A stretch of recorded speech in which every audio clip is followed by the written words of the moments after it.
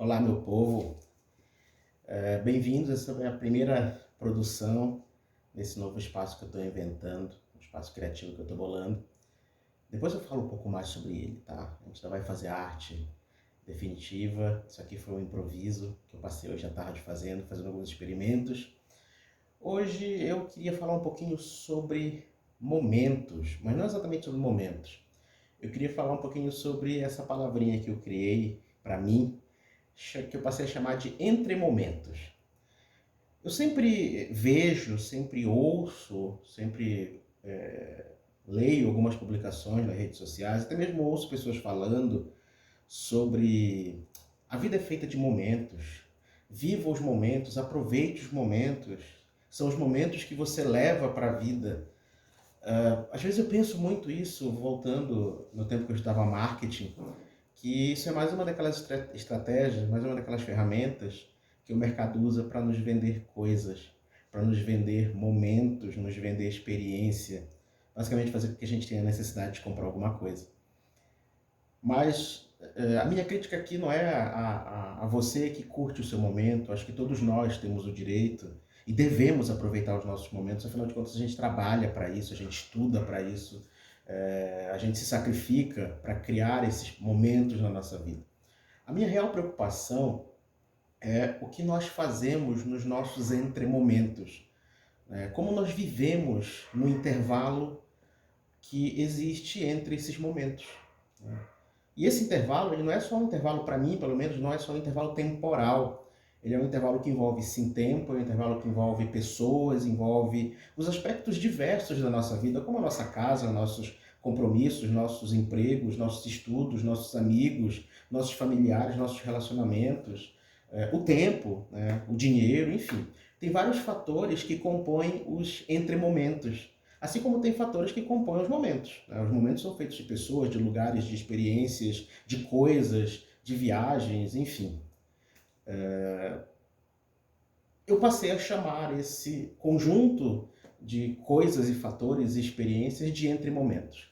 Por exemplo, eu vou pegar um exemplo, uma conta bem simples. Se a gente fizer uma conta rápida sobre os nossos finais de semana, que geralmente é o que nós aproveitamos os finais de semana, não estou considerando feriados, férias.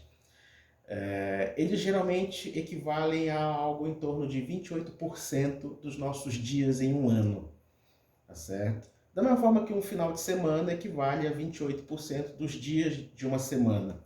Vamos arredondar para a gente trabalhar dentro daquele negócio que eu gosto de falar com os meus alunos, que é a regra de Pareto do 80-20. Vamos arredondar para 70-30. Vamos supor que os nossos finais de semana equivalam a 70%, a 30% do nosso tempo, né? E os entremomentos são os outros 70%. A minha grande preocupação, e essa preocupação sempre foi comigo desde adolescente, o que nós fazemos com os 70% que nós temos? Como nós gastamos esses recursos, que eu não vou chamar simplesmente de tempo, tá? Porque, como eu falei ainda agora, envolve tempo, dinheiro, pessoas, experiências, lugares, vivência, família, boletos, enfim. Como nós usamos esses 70% de todos os recursos que compõem os nossos entremomentos?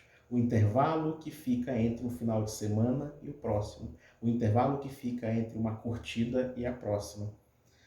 Ao longo desses anos eu convivi com muitas pessoas, eu observo as pessoas, eu gosto muito de observar o comportamento das pessoas e os meus também. Eu via muitas pessoas que praticamente viviam em função dos finais de semana. Sabe aquelas pessoas que falam, nossa, não aguento segunda-feira, ai, tomara que a semana acabe. As pessoas ficam contando os dias para a semana passar, para chegar ao final de semana como se fosse um alívio, um acalento, um banho gelado num dia muito quente. É claro que a gente tem, às vezes, semanas difíceis, trabalhos difíceis, vidas difíceis, casas difíceis. Essa é uma preocupação, né? Será que a nossa vida é assim o tempo todo? Será que os nossos 70% eles são realmente tão insuportáveis a ponto de a gente ansiar o tempo todo por esses 30% de momentos? E eu vou um pouco mais longe. Se a gente fizer uma conta no final de semana, a gente não tem esse 30% todo para viver, né?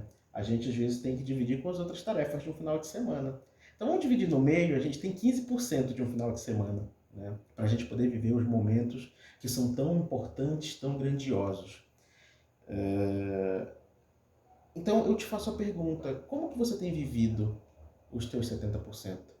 O que que você tem feito de positivo nos teus entremomentos para que a sua vida seja um pouco mais leve, um pouco mais feliz, um pouco mais satisfatória? Eu gosto de ter muito cuidado com o conceito de felicidade, porque assim como a tristeza, não dá para a gente ser feliz o tempo todo, né? Não dá para a gente viver feliz o tempo todo. Então eu sempre falei nas minhas palestras, e até eu não gosto de chamar de palestra, porque essa palestra dá aquele ar de um cara falando, uma pessoa falando e todo mundo ouvindo. Na verdade são conversas, e eu sinto tanta saudade desses momentos, sinto tanta saudade dessa troca de energia. E esse é um daqueles momentos que eu sempre gosto, eu sempre ansiei. Esse é um dos momentos que eu amo de paixão compartilhar com as pessoas, essa troca de experiência, essa troca de energia. Por isso que eu não falo que é uma palestra. Palestra, não, não é uma palestra, porque não sou só eu falando. As pessoas até sabem que eu nunca consigo cumprir o conteúdo combinado no tempo estipulado por causa dessa interação que existe com o público. As pessoas perguntam, a gente troca, eles trazem informações e a gente vai aprendendo junto. Então eu nunca consigo terminar o tema da palestra, que assim, acaba ficando um pouquinho mais para um próximo momento. Esse é um daqueles momentos que eu amo de paixão. Mas sabe o que antecede todo esse momento? O meu momento de preparo da palestra. A minha pesquisa, a busca por informação, o estudo, as trocas de experiências, as descobertas. E tudo isso são momentos que vão me gerando pequenos pontos de satisfação. Por que eu lembrei das palestras? Porque eu sempre falo nesses momentos para as pessoas o seguinte: o que você faz no teu dia a dia para você gerar pequenos momentos de satisfação ou felicidade ao longo do teu dia? Porque muitas vezes o final de semana está muito longe, as férias estão muito longe, né? O vestibular está muito longe, aquele emprego está muito longe. E o que você faz nesse intervalo? Né? O que você faz para gerar pequenos momentos de felicidade o tempo todo? Pequenos momentos de satisfação o tempo todo que vão te dando gás.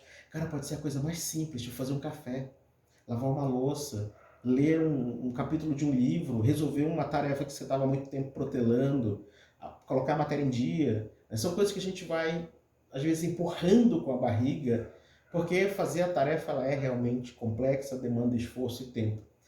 Como que eu resolvi isso na minha vida? Eu resolvi isso muito cedo, logo que eu cheguei em São Paulo. Eu trabalhei no hospital, que eu acho que muita gente ouviu falar, o extinto Hospital Sorocabana, ali na Lapa. É um hospital de referência, um hospital de alta complexidade. Foi meu primeiro emprego em São Paulo. Só que quando eu comecei a trabalhar lá, e muita gente que acompanha a notícia sabe que o hospital foi fechado por corrupção, desvio de verba pública, e isso acabou com o hospital, e eu trabalhava ali mais ou menos nesse período negro dessa gestão ruim. E era um ambiente bastante nocivo, era um ambiente complicado, era um trabalho que, de fato, eu tinha um conflito, porque eu gostava do que eu fazia, mas não gostava de estar ali, né?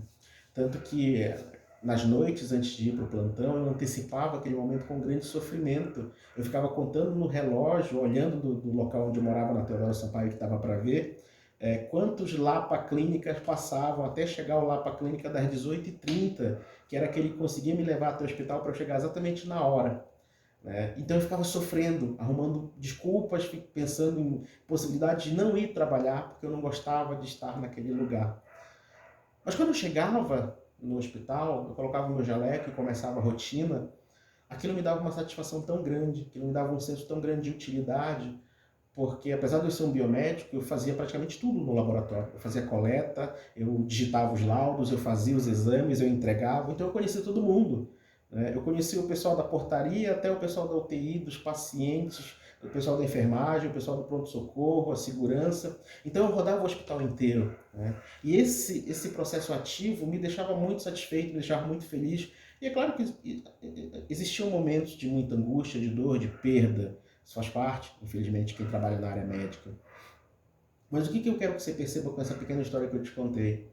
Que antes de chegar no hospital, eu criava todo um sofrimento, toda uma ansiedade, arrumando motivos para não ir, arrumando motivos para não chegar no local que eu não queria estar, né? Mas que ao mesmo tempo, quando eu estava, eu arrumava um jeito de fazer aquilo me fazer bem. Eu arrumava um jeito de criar momentos de satisfação no trabalho que eu fazia. E eu gostava do meu trabalho, eu não gostava de onde eu estava. Né? Isso é muito maluco, isso é muito doido de administrar. Né? Como que você gosta do que você faz, não gostando de onde você está? Então eu sempre lutei para um dia poder sair dali, e assim que eu pude, eu acabei saindo, indo para outros locais. Mas eu sempre procurei gostar de fazer o que eu fazia, em qualquer lugar. E eu tive muitos lugares em que eu estive, que eu não gostava de estar, mas gostava do que eu fazia. Olha essa diferença. Por isso que eu sempre falo para os meus alunos, nunca pegue ranço da matéria pelo ranço que você pegou do professor. Por quê? Porque às vezes a matéria ela é encantadora, ela é linda, ela é bacana, mas você não teve um professor legal, você não teve uma relação bacana com o professor, ele não despertou aquele amor que você esperava, mas não pegue ranço da matéria por causa disso. Você pode precisar dela. Né? Então, eu sempre gostei de pensar, desde a minha adolescência, o que eu faço com os momentos que eu tenho comigo mesmo, em que eu não estou curtindo, eu não estou viajando, eu não estou numa balada, não estou ostentando, não estou tirando uma foto. Isso é outra coisa, né? Eu percebo as pessoas nas festas, nas baladas, nos eventos sociais, elas gastam parte do tempo delas tirando fotos, editando, escrevendo, postando. Quanto desses 15% do tempo da curtição, desses 15% dos momentos, a pessoa perde publicando, a pessoa perde olhando para o telefone, sendo que ela deveria estar vivendo o momento que ela tanto batalhou para ter, que ela tanto lutou para ter. Tá? Com licença, meu amor. Desça. Jedi sempre vem ver. Toda vez que ela me ouve falando, Jedi é incrível, toda vez que ela me ouve falando, ela vem saber o que está acontecendo. Deita aí, bebê. Deita. Deita. Boa menina. Então, eu sempre penso assim, curta a sua vida, tá? Curta o momento que você lutou tanto para construir, aproveite ele de verdade, viva ele de verdade, sinta ele de verdade, mas não esqueça que antes desses momentos você tem todo um intervalo que precisa ser construído com qualidade, precisa ser construído com amor, com compaixão, com vivência. Curta o café da manhã, curta o seu trabalho, tá? Aprenda a gostar do que você faz, mesmo que você não goste de onde você está. Tá? Um dia você vai sair. Isso, às vezes, eu uso isso como um propulsor para você pular para outro lugar. Respire, sabe? Respirar é um privilégio. E isso eu falo de uma pessoa que teve problemas de respiração por um tempo. Fiquei com medo de não conseguir voltar a falar, de não conseguir voltar para a sala de aula. Então aproveite o dom que é respirar. Respire com qualidade, respire com consciência. Aproveite esse lado bacana que a vida te deu. E você deve estar se perguntando, por que tem uma imagem de um DNA lá atrás? É que assim, eu gosto muito dessa história do dogma central da genética, que fala que o DNA ele é transcrito em RNA e traduzido depois em proteínas. Mas no meio disso, existe aquelas sequências não codificantes que a gente chama de introns, ou seja, entre os genes, entre os blocos de informação que são úteis para gerar alguma coisa, existem aqueles blocos de sequências de DNA que teoricamente não codificam nada, são os introns. E eles precisam ser removidos ao longo do processamento da molécula para que você gere uma proteína, né, gerando uma molécula de RNA mensageiro menor. Eu gosto de fazer essa comparação que os introns, eles equivalem aos nossos entremomentos. Né? Os introns são aquelas sequências de informação que a gente às vezes trata como um lixo, que a gente trata como um nada, como informação desnecessária que não precisa ser vivida. Só que se você retirar os introns da molécula de DNA original, a vida acaba. O sentido da vida se perde. Tá? E existem muitos estudos que tentam provar que os introns talvez sejam os principais responsáveis pela nossa variabilidade genética, ou seja, por definir quem nós somos. Cada um de nós com nossas características, com nossas individualidades, com nossas idiosincrasias. Então, será que nos nossos entremomentos não estão os nossos introns pessoais, aqueles momentos que são só nossos, que dizem quem nós somos, o que nós somos e como nós somos? Por exemplo, quando você vai naquele barzinho que todo mundo comentou, você está num local igual a todo mundo, mas dentro da sua casa você está num ambiente só seu. Quando você vai naquele restaurante novo, badalado na Vila Mariana, ou na Vila Madalena, ou aqui na Granja Viana, você está num ambiente que muitas outras pessoas estão, então você não é tão diferente dessas pessoas. Mas quando você coloca o seu jaleco para ir para o seu trabalho, você está dentro de um universo que é só seu. É o seu entremomento. Você não é igual a todo mundo nessas horas. A sua casa não é igual à casa de todo mundo. Tá? Mas o seu trabalho pode ser igual ao trabalho de muitas outras pessoas. O que você faz, não. Tá certo? O que você faz pode ganhar um toque de amor, de carinho, de individualidade, um toque de você. Então eu gosto de fazer essa comparação com o DNA, com a vida, né? Os nossos entre-momentos, eles são uma série de recursos que às vezes a gente não enxerga como recursos importantes, às vezes a gente não usa isso como um recurso válido para a nossa vida, para que lá na frente o nosso momento que a gente realmente vai curtir também seja muito maior, seja muito mais pleno. Para a gente acabar, vou te dar só um exemplo. Quantas pessoas gastam o seu dinheiro, o seu tempo, a sua energia, a sua paciência nos entremomentos e quando elas chegam naqueles momentos que elas tanto querem curtir, elas levam toda essa carga para lá. E aí falta o dinheiro, falta a paciência, a cabeça não está livre, né? Você não está relaxando, você não está curtindo e aí você estragou o seu final de semana. Não deixe de aproveitar o seu final de semana, curta os seus momentos como você merece, mas não transforme os seus entremomentos em algo desprezível. Não transforme isso em algo menor, sem importância. É quem você é. É a maior parte do seu tempo, é a maior parte dos seus recursos. Você passa mais tempo, às vezes, no escritório do que dentro da sua casa. Pensa um pouco nisso. Como você está gastando os seus entremomentos? Beijo.